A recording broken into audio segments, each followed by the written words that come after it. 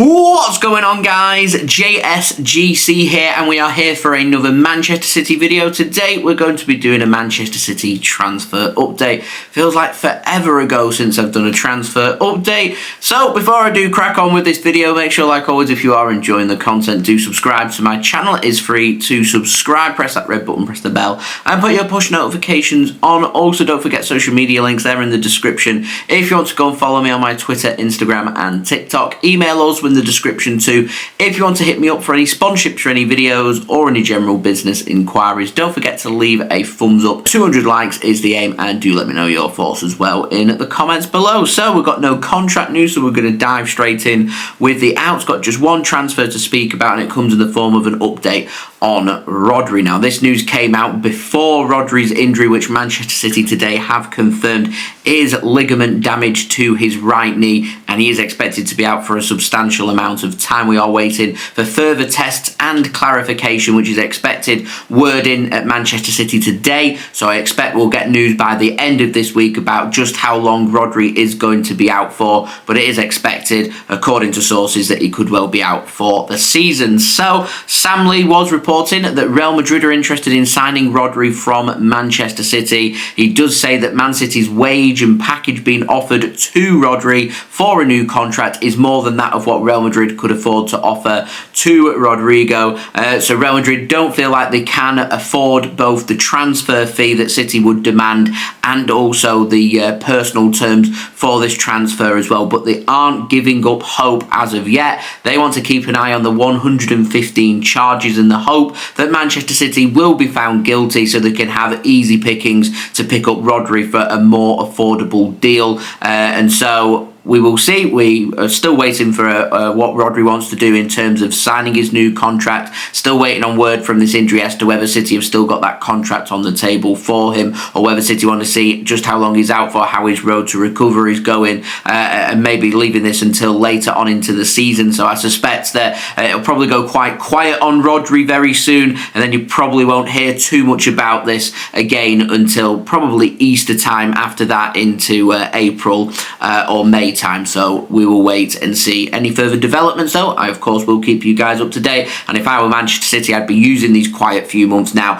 to try and have a word in Rodri's ear about everything that he's looking for in terms of a new deal, so when that road to recovery does start to progress, that you've got the contract ready there for him to sign to keep him at Manchester City. So we're going to move on to the ins instead. Man City have been getting linked with a new name, comes in the form of Harrison Duncan. Now, he's apparently been dubbed the new John Stones, according to Alan Nixon. Plays for Rotherham United, is a young centre-back, and Manchester City are keen. He says that both West Ham and Manchester City want to bring in the Rotherham youngster. He currently plays for the Rotherham Academy, and they're bracing themselves for Premier League interest coming in from him. So if he was to sign for Manchester City, it would be a signing for the Academy and would match a lot of business that City have done throughout the summer transfer window, which is bringing top upcoming talent into the City Football Academy, the CFA. Now, moving on, speaking of the first team now,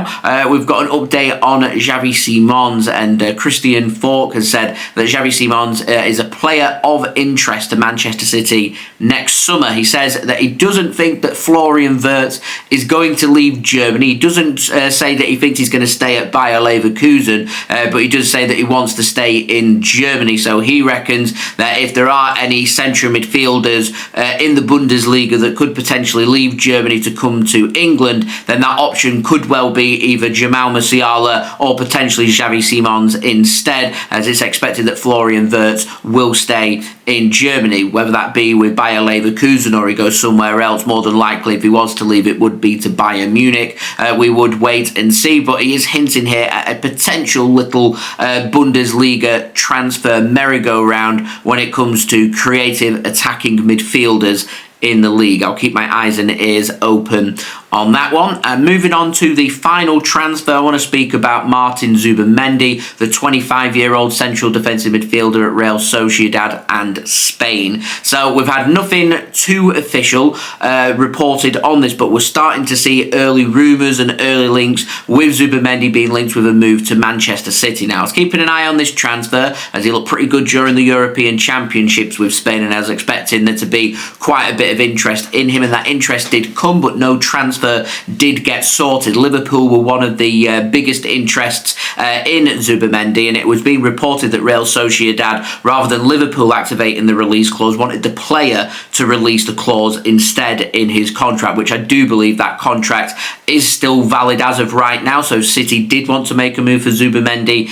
in the January winter transfer window, for example, then it would have to be Zubimendi to release that clause in his contract to make that signing work, which is very strange. Normally they'll ask for the club that's going to be purchasing the player to do it rather than asking for the player to do it, but it's not uncommon. We have seen things like this happen before. We've seen Fernandinho sign for City, and Fernandinho having to pay a small part of the transfer fee himself to make that transfer happen, which is baffling considering the amount of money that's knocking around between football clubs, but here we are. So he does have a release clause. The release clause is set at 60 million euros, very affordable price, and I wanted to speak about this because with Rodri's injury that he's got, and he's expected to be out until the end of the season, when it comes to central defensive midfielders and rotating and complementing Rodri, we've already got a player here who plays with him in Spain who is of high quality, a really good age, turns 26 later on in the season, so a good age. He's still got a good 7-8 years minimum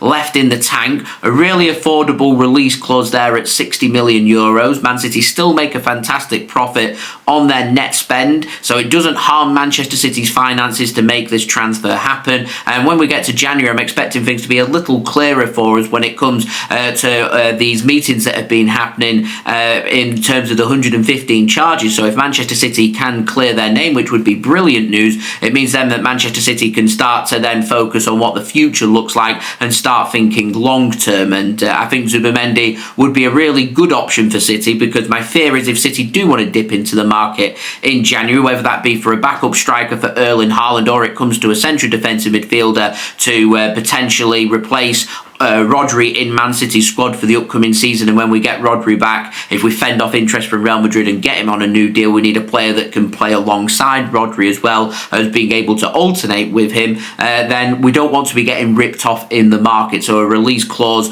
would be a good way to go about this, because City come sniffing for any player in January and teams are going to start putting 10, 15, 20 million pounds extra on top of their value for the players, which is why a release clause I think would really appeal to City. And I think this transfer would make sense. I suspect that there'll be plenty of interest in January, but we don't have to negotiate with Real Sociedad. We've already got good relations with them from the Sergio Gomez transfer. I think there's plenty of worse options out there. So I'd love to know your thoughts. Zubimendi, would you like to see him at Manchester City? Do let me know in the comments below. So there we go. That has been today's video. If you did enjoy this video, please do leave a thumbs up. 200 likes is the aim. Do let me know your thoughts as well in the comments below. Don't forget to subscribe if you're new around here. Press that red button, press the bell, and put your push notifications on. Social media links, they're in the description too if you want to go and follow me on my Twitter, Instagram, and TikTok. Email also in the description too if you want to hit me up for any sponsorships for any videos or any general business inquiries. And I'll see you again real soon for the next video. So I've been JSGC. Thank you everyone for watching. I hope everyone is safe and well. Peace. Ciao for now.